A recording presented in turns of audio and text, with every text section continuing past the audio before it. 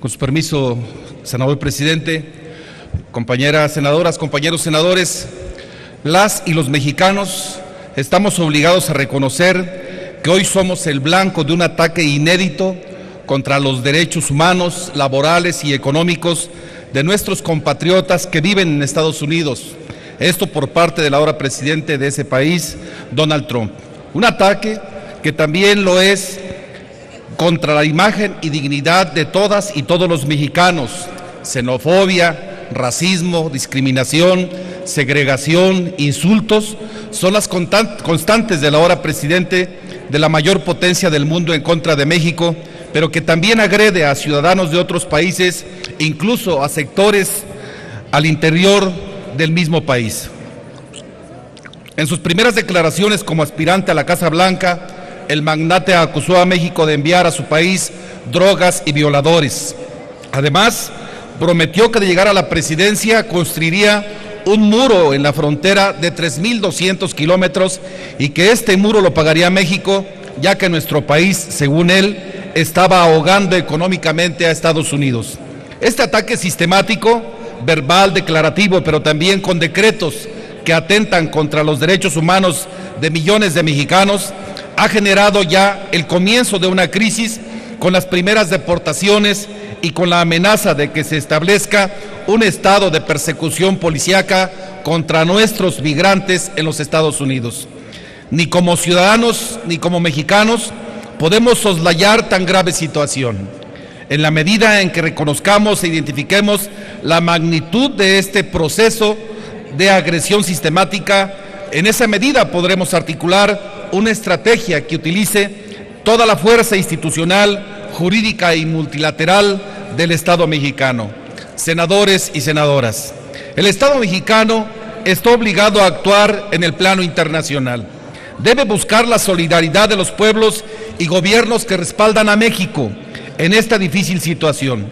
Sus primeras acciones coordinadas entre poderes deben privilegiar tanto la defensa de los derechos humanos de nuestros migrantes en los mismos tribunales estadounidenses, así como la denuncia en organismos internacionales en estos decretos como migrantes y de las amenazas reiteradas desde Donald Trump exigiendo que se desplieguen para protección de los derechos humanos de los migrantes en Estados Unidos, tanto medidas precautorias, medidas de prevención, como alarmas internacionales de violencia contra migrantes y restitución inmediata de derechos humanos, económicos y sociales.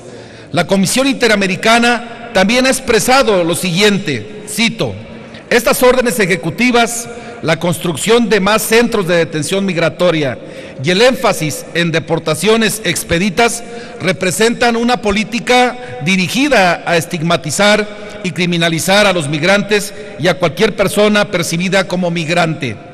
¿Cuáles son las posibles acciones que sustentarían una estrategia de Estado mexicano ante la política violatoria de derechos humanos, laborales y sociales del actual gobierno de los Estados Unidos? México, número uno, México deberá emprender la creación de una estrategia global que convoque a los poderes de la Unión para denunciar acciones violatorias de derechos humanos, laborales y sociales, al menos ante los siguientes organismos internacionales: Consejo de Seguridad de la Organización de las Naciones Unidas, Organización de Estados Americanos, Organización Internacional del Trabajo, Organización Mundial de Comercio, Corte Internacional de Justicia de La Haya, Corte Interamericana de Derechos Humanos, Consejo Económico y Social. 2. México debe articular un plan nacional que implique reformas y programas en áreas como educación, trabajo, salud, vivienda, empleo, para organizar el retorno de los mexicanos que vienen de los Estados Unidos. 3.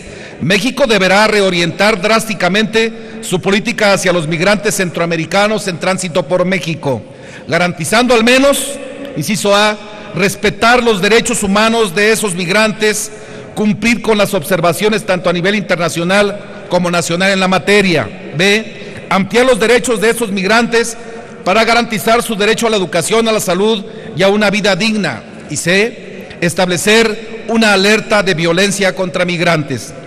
Proponemos que se exhorte respetuosamente al Gobierno de la República para que incorpore estas y otras consideraciones que salgan del pleno, de este pleno, en el Plan Estratégico para la Defensa de los Migrantes Mexicanos en Estados Unidos. Además, proponemos que este plan se lleve a cabo con la plena participación de los 3 poderes de la Unión, como una acción concertada del Estado mexicano.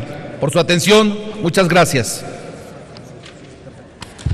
Gracias, senador Raúl Morón Orozco.